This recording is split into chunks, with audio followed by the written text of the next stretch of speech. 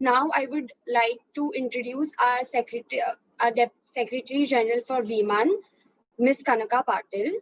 With a predilection for international politics and psychology, Kanaka Patil is an extremely intellectual, creative, and an all-rounder.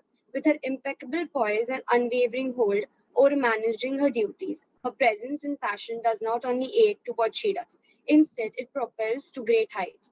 She's a real optimist and a cheerful soul. With her belief, nobody's perfect, but sure as hell exists perfection. Over to you, ma'am.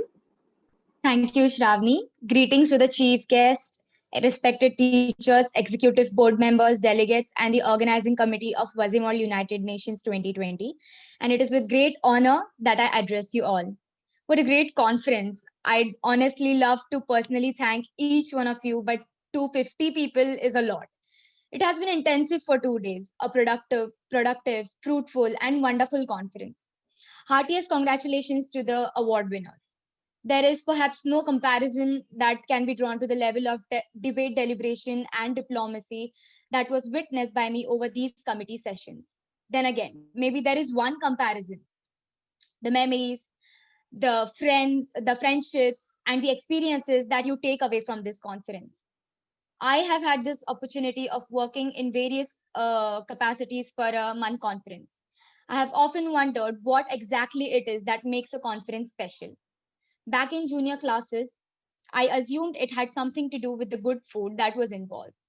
As I became a senior, I assumed it had boded with the sheer manpower and organizational skill that goes into the conference.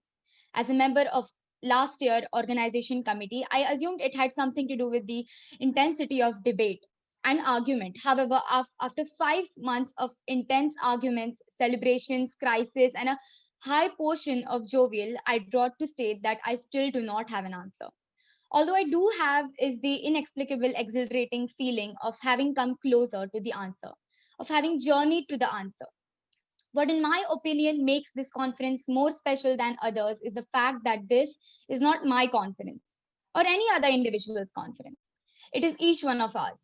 Waziman has been that thread that weaves together every facet of intellectual debate and stellar organizational skill throughout our college. On Saturday, at the opening ceremony, we were determined that we were here to plan tomorrow's world, that we are inventing ourselves as well as our world. So we filled our resolutions with our plans for tomorrow. And yes, maybe they are idealistic. Maybe people at the actual UN might call them naive, that they won't change anything concretely. But we've expressed what we want to see in the world. What makes sense to 200 high school students looking forward to actively participating in society and building a world that is more suited for our expectations. One thing is clear, and I think we all understood that in these past couple of days, is that this world needs to change. So, like Mahatma Gandhi said, let's be the change we want to see in the world. Well, during the conference, you have articulated the changes you want to see in the world in resolutions. Now, when you all return to your daily routines, incarnate that change. You have a voice. You've been empowered to speak about inequality, corruption, discrimination, war. So don't go back saying Waziman was awesome, we had a blast.